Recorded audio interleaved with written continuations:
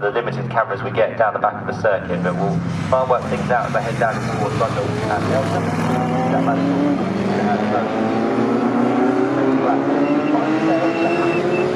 That on the run down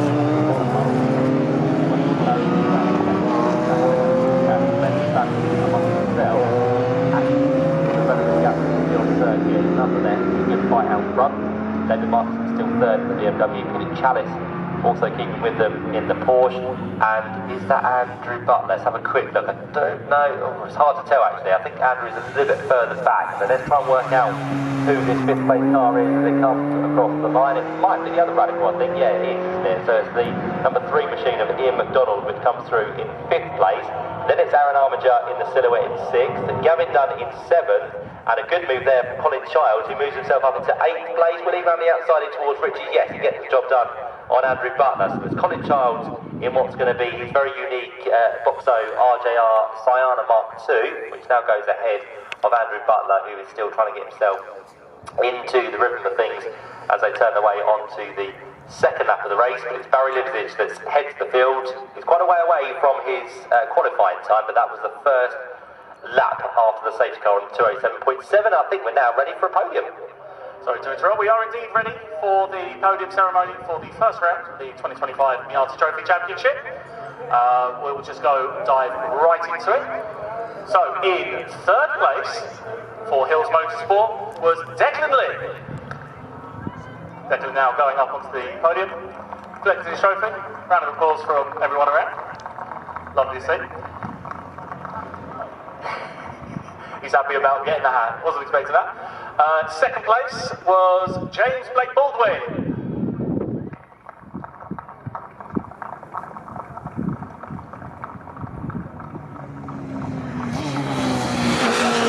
And winner of the first round of the 2025 Trophy is Aidan Hill.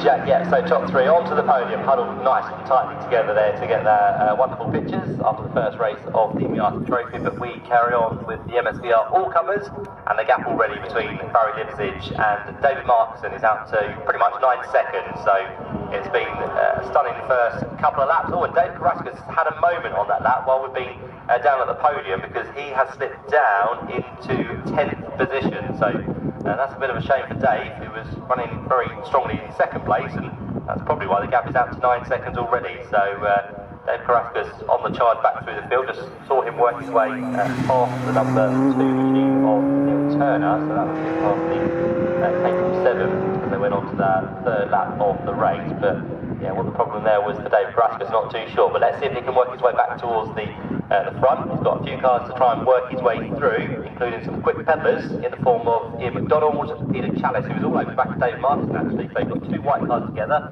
First of those being the BMW of David Martin. Then you've got Peter Chalice in the all-white Porsche. Then you've got Ian McDonald, who is tucked right up behind the rear lids of Peter Chalice as well. So 3 as 1 for 2nd place as they turn on towards the back straight.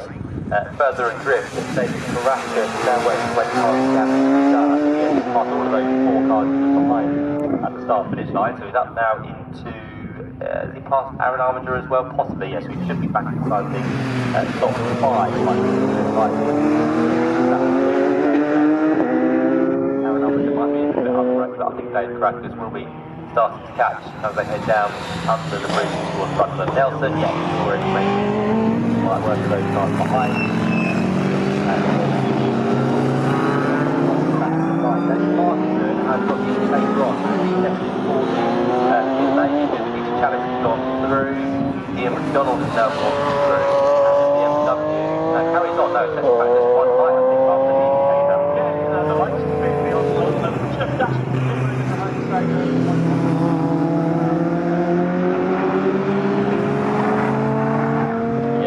just a little bit of a moment there for David Marcus, and maybe he just doesn't really want to fight with those around him. Of course, he is in Class 2, whereas those cars he was battling with are in Class 1, so it's fine for Class Honours rather than anything more serious than that, as they head now onto the 4th lap of the race. Dave Carrascus, by the way, is about to take the place away, I think, from Aaron Arminger as they head up towards the Wilson hairpin.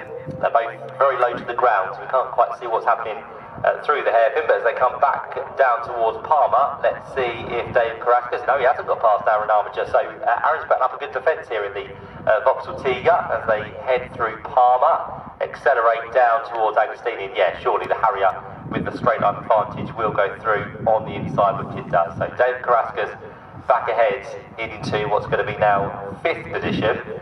Next on the list will be David Marcuson. David is about 10 seconds to the good on him, so it's going to be quite a while before he gets there, and he should have time within this race. 12 and a half minutes to go. It's going to be probably that seconds of that quicker than David Marcuson, so it'll probably take him 3 laps, I reckon, to get to the rear of David Marcuson, and that would be a change for overall position rather than a start.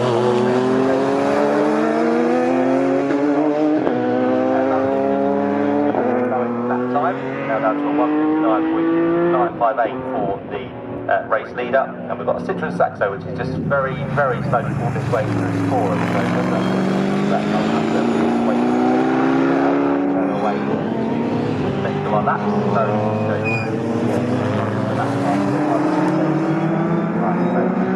every lap do that radical quicker and quicker.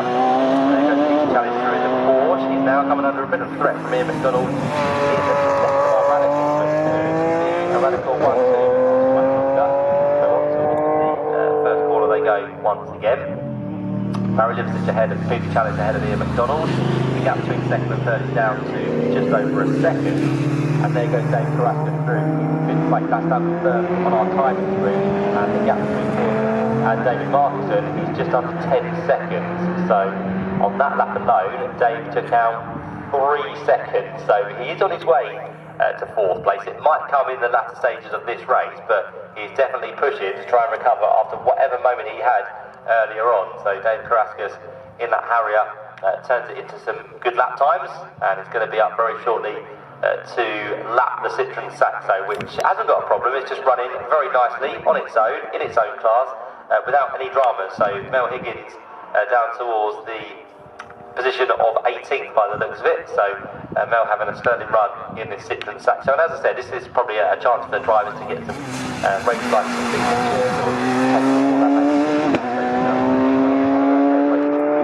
within this car at this circuit. So grand job she's doing compared to all those cars around her, which are very, very quick in terms of the speed they have under the bonnet. The likes of a Group C car up against a Citroen Saxo is not something you normally see, but we do have it here this weekend.